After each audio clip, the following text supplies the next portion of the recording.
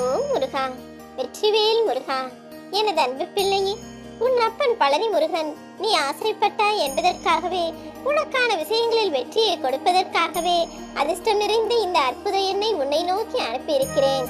ஏனெனில் என் அன்பு பிள்ளையான நீ அதிக அளவிற்கு கஷ்டப்பட்டு விட்டாய். நல்லது நடக்கும் நடக்கும் என நீண்ட நாட்களாக காத்திருந்தும் விட்டாய். இனிமேலும் எதற்காகவும் உன்னை வருத்தப்பட வைக்க கூடாது, இதற்காகவும் உன்னை வேதனைப்படுத்த கூடாது என்றுதான் உனக்கான விஷயங்கள் எல்லாம் சுலபமாய் சுபமாய் நடந்து முடிய வேண்டும் என உனக்காக இந்த அற்புத எண்ணை அனுப்பி வைத்திருக்கிறேன்.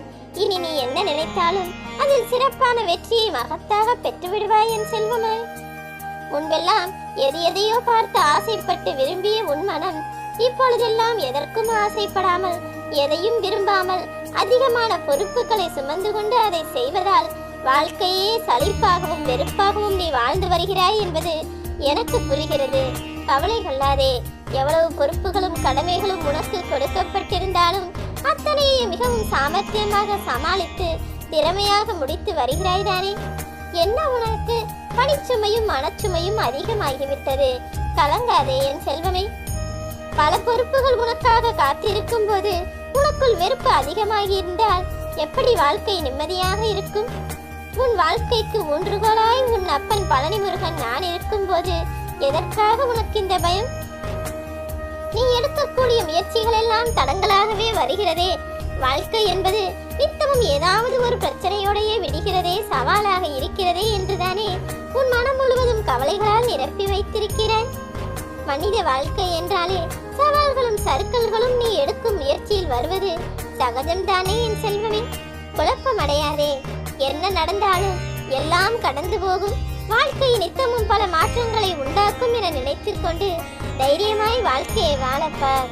செயலிழந்து போயிருக்கும் உன் வாழ்க்கையை வெற்றியின் பக்கமாக திசை திருப்பத்தான் போகிறேன். பாதகமாக நடந்த விஷயங்கள் எல்லாம் இனி உனக்கு சாதகமாக மாறும்படி என் அற்புதத்தை உன் வாழ்வில் நிகழ்த்துவதற்காக தானே இந்த அதிர்ஷ்ட எண்ணை உன்னை நோக்கி அனுப்பி வைத்துள்ளேன். வாழ்வில் எது நடந்தாலும் அது உனது நன்மைக்காகத்தான் நான் நடத்துகிறேன் என்பதை முழுமையாக புரிந்து கொண்டு உனக்கு கிடைத்த விஷயங்களை ஏற்றுக்கொண்டு வாழ பழகு.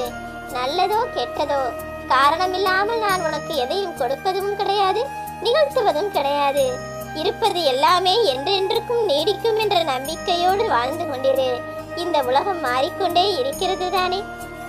உன் ஆன்மாவும் கடவுளும் ஒருபோதும் மாறாத இந்த உலகத்தில் உன் வாழ்வில் நடக்கக்கூடிய விஷயங்களை மட்டும் ஏன் மாற்றுகிறேன் தெரியுமா?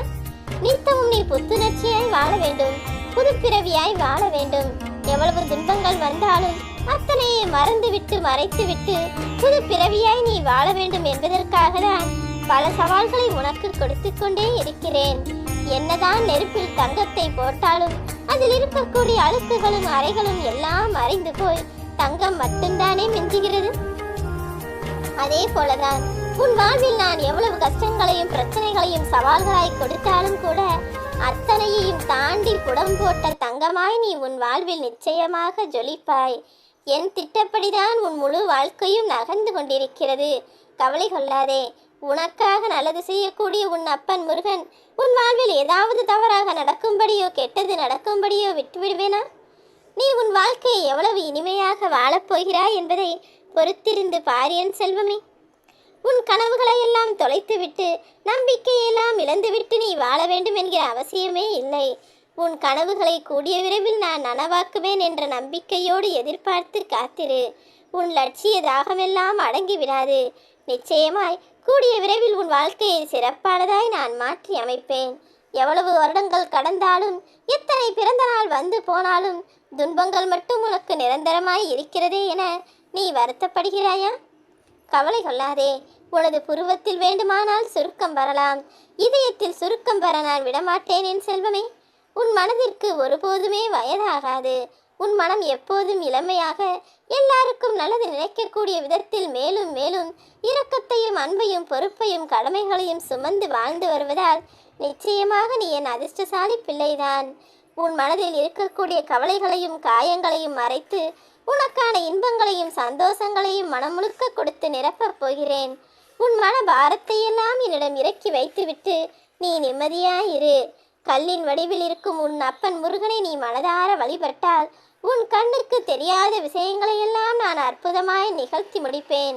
உன் மனதில் நீ எதையெல்லாம் ஆசைப்படுகிறாயோ, எது உனக்கு நல்லது என நினைக்கிறாயோ, அதில் உள்ள நல்லது கெட்டதுகளையெல்லாம் அலசி ஆராய்ந்து நல்ல விஷயங்கள் மட்டும் உன் வாழ்வில் நடக்கும்படி நான் செய்ய போகிறேன். உன் நம்பிக்கைக்கு உரியவனாக இருக்கக்கூடிய நான் உன் வாழ்க்கை கதவு வெற்றியின் பக்கமாக திறக்கும்படி செய்யத்தான் போகிறேன் என் செல்வமே. உன் கனவுகளின் காலங்கள் தான் போகிறதே தவிர இன்னும் உன் கனவுகள் நனவாகவில்லை. எவ்வளவோ ஆசையோடு வாழ்ந்து கொண்டிருக்கிறாய். எவ்வளவோ விருப்பங்களையும் பிரார்த்தனைகளையும் வேண்டுதல்களையும் என்னிடம் வைத்துக்கொண்டுதான் இருக்கிறாய்.